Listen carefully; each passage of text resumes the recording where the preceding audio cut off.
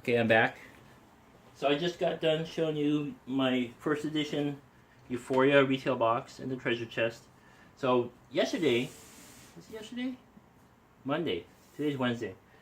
Monday, I came across, I was looking for, because I just played Zaya, Legend of the Drift System. Someone from my gaming group owns it, and I enjoyed it somewhat. I mean, I played like 1.5 games, and the half game I played, I really enjoyed it, and the full game I played, didn't enjoy it so much. I didn't hardly get anywhere. I got stuck doing nothing, basically, running from the cops. But I still enjoyed it, and I think it would be good over numerous plays. I think there would be more enjoyment than there would not be. So I'm one of the people who would actually enjoy it, even though a lot of reviewers are like, it's okay. But there are better things. Yeah, there are better things, but it's still a really good game. So, anyways, I was looking on Craigslist, and someone was selling this. The Kickstarter Euphoria Edition. I've been looking for this. Yeah, I paid extra for it. So what? I wanted it. So, the box looks the same. The slipcover makes it look like an old book. Like, these are the pages. But the key differences are really not that much when you think about it. But, I mean, I'm going to sell my old Euphoria. I don't need that anymore. But it comes with all the original stuff. The guy who I bought it from supposedly did not back it, but he bought it from someone else. And he never played it. He opened it and just looked at everything. And he also bought the updated... This only cost $5 by itself. I didn't know that at the time. That I got treasure chest. But hey, you know what? Treasure chest, right? But this is like $5 at the Board Game Geek store. The updated characters. But there's that. But it comes with all the same wooden bits. Some extras. All the dice. And an extra set of dice. Just because people love it. So now we have 2 sets of the original dice. Feels great. Looks great. More baggies and rubber bands. I have the wooden authority tokens, which I've looked online. They're like packs of stars, different sizes, different colors. I didn't go to a tremendous. I mean, there aren't a lot of sources for this stuff. You go to a fabric store and you might get like a pack of 100 stars, but they're all different sizes.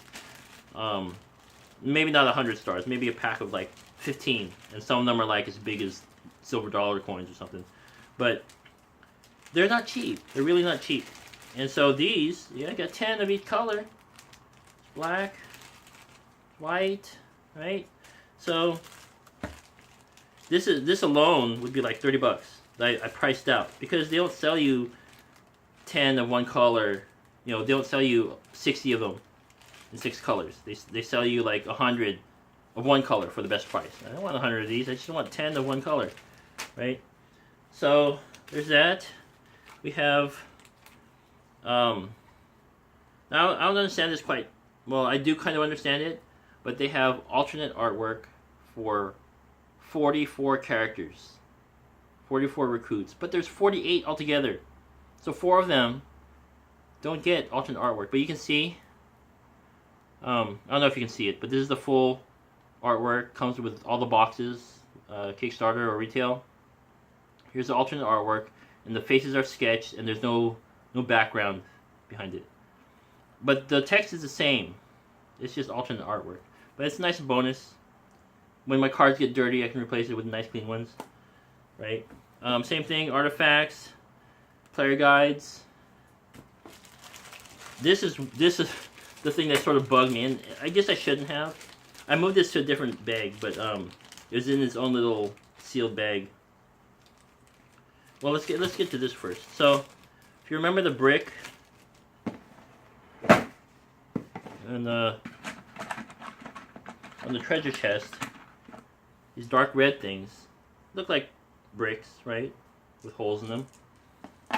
I think these look a little bit more like real bricks. They're more. They've got more pits in them. They're more porous looking. They're actually even lighter than these. These feel more dense. I don't know if it's a different material or if it's just how they're made. But they have more pits in them. The colors are more irregular. It's like they didn't care, right? Like bricks. It's supposed to be rough. These look almost all identical, all these pieces. And they're smoother. They're really smooth. And then, here you can see the color difference too. The ones that came with the original realistic bits, they're a little more orangey looking, but the color is uneven. So they've got streaks of darkness there. And this is all just dark, one color uniform. So, there's that.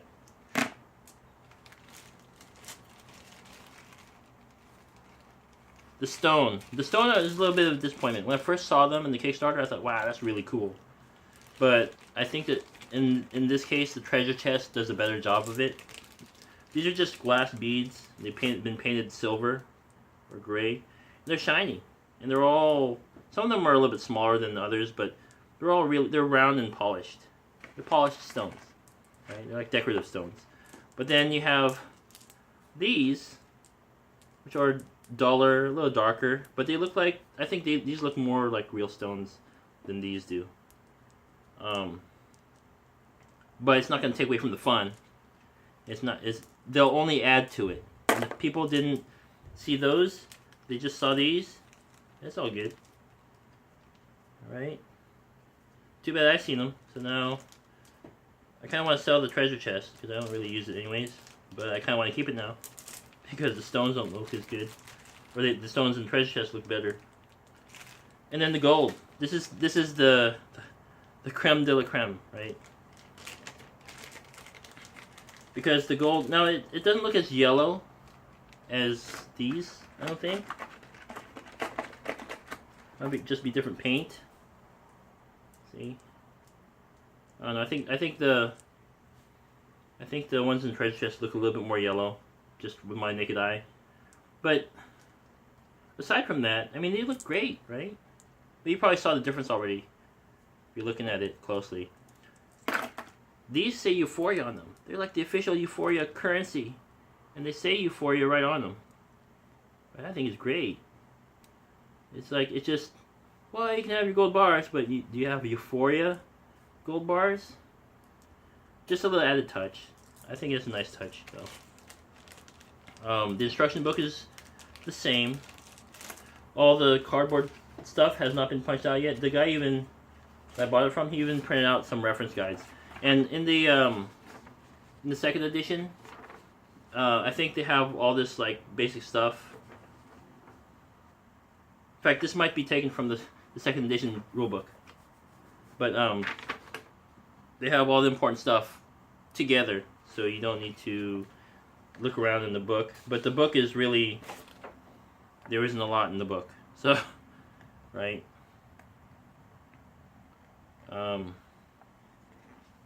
Yeah, I think he took this from the. There might be a PDF out there, or maybe took it from the second edition rulebook somewhere. But yeah, I mean, a lot of this stuff, it's just the symbols, what the symbols mean. Or the board is iconic, right? What do they mean? Well, it's on your player guide. It's on this thing. Most of those things, right? And if you want to know how to use them, what they do, well, you can just ask the person who owns the game, the teacher, whoever taught you the game. No big deal. So we'll take these out. I'm going to show you the board. So this is like the thing, and you know, you get to. I started buying stuff up on Kickstarter, and the ones that they take the time to make it feel like a special edition, you really appreciate that, because I mean, you're not necessarily saving any money on those, and then you gotta wait a long time. The ones you know, like Zombicide, right? That's taking forever. See, Black Plague, all the stuff, so much extra stuff, but cool mini or not, they really make sure the game is a premium experience. The game itself it's all right. I think it's fun. I think there's a better game out there, or a more detail-oriented game out there, but it never became so popular. So the Apocalypse, if you're familiar with it, I think that's a richer storytelling experience. So rich that you're kind of depressed after you're done playing it, because the future is so bleak. But Zombicide is like you jump in, kill a bunch of zombies, you level up, and you're super cool. It's like a video game. So I think that's after more plays, I began to see how that that became the much more popular game. But anyways, and then the Apocalypse's tiles were kind of ugly looking. There's so many things going on. So anyways, so you have the full color board on one side. I thought this felt thicker the first time I pulled it out. I'm starting to see now that the board is not quite square, like not folded perfect. It's not thicker. It's just, I don't know, maybe it was a little bit warped the first time I opened it. But full color board on one side, and you have monochrome on the other side, which Jamie suggests in his video. Jamie Stegmeyer, he suggests we teach on this board because now you have the artwork is a monochrome, kind of falls to the background, and the colored areas that just sort of pop out. These are the playing areas, the active areas, and they're just easier to focus on when you don't have all the busy stuff going on, like on this side. And it feels a little bit nicer on the eyes too, I must say. So, does it look better? I think it's nice to have the choice, but this is definitely much easier to teach on. I have some friends who are like, their eyes aren't perfect. My eyes aren't perfect, but they're pretty good. Their eyes are much worse than mine. They're like, they got their face to the board, and they can barely see what's going on. Now, it's not a big deal. So it's nice to have that option, and I'm glad for it. And this, you know, it came with the game in Kickstarter, but I paid extra for it just to have it. I don't mind. I'm pleased with it. So those are the main differences to Euphoria. And I'm so pleased. I can't wait to get it back out and show people. I was showing people my old set a couple weeks ago, and I was trying to get them all excited about it. Because a lot of people have never seen it. One other person brought it. The person who owns Zaya, he's been bringing his copy of Euphoria, and I asked my friend about it, what she thought about it, and she's like, "Well, you know what? We actually didn't get to play it because he couldn't remember all the rules exactly. He must have not bothered, you know, looking through the book because there, like I said, there's like nothing in there. It's like 8 pages, so they must have just played through off of memory or something. But yeah, he didn't quite remember all the rules, so she's like, she had mixed feelings. I don't know if they played the whole game, but yeah. So I don't know. It's one of my favorite games. When I first got it, it hit the table every weekend, 2 or 3 times a week. So people ask for it. Hey, where's that Euphoria game? We gotta play it. So people not so much anymore because it's like in the past year, especially in Kickstarter, there's been a huge boom in the board gaming hobby. But I gotta say, this is still one of my favorite games. And seeing which way to orient the top. Now this box got dinged up a little bit.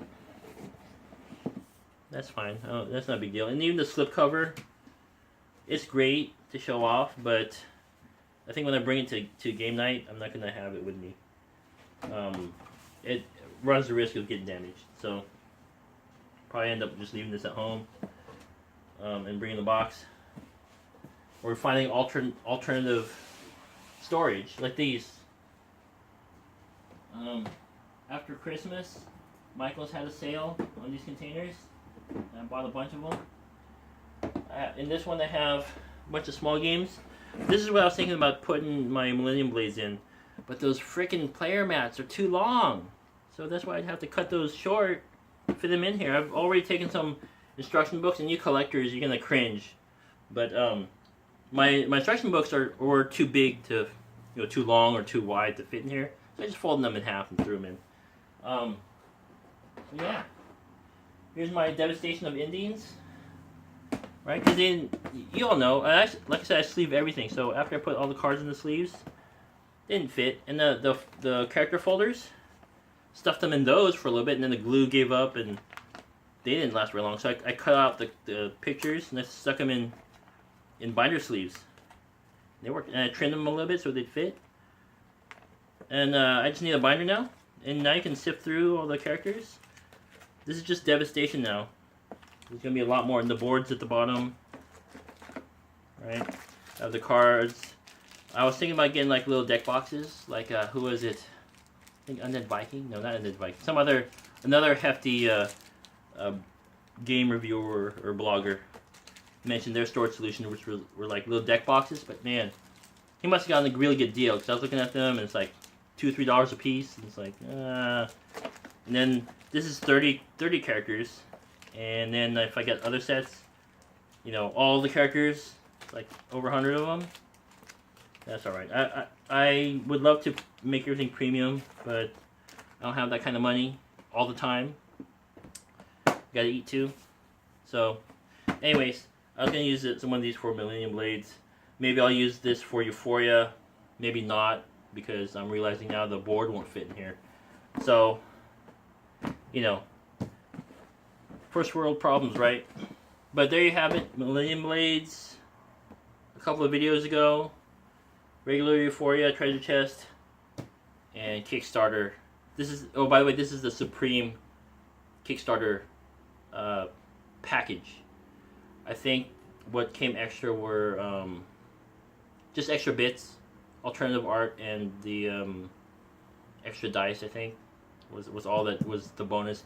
In the deluxe version, everything you saw minus the extra pack of dice and alternative artwork for the. Oh, I forgot Mike Market's alternative artwork for the recruits. Those are the main differences. And then, of course, the retail you saw. Second edition. I'm not going to need to borrow my friends to show you. I'm sure you can find an unboxing somewhere online. But that's my stuff. So, there you have it. Maybe one day we'll play. And you can see the awesomeness of Euphoria. Thanks for watching.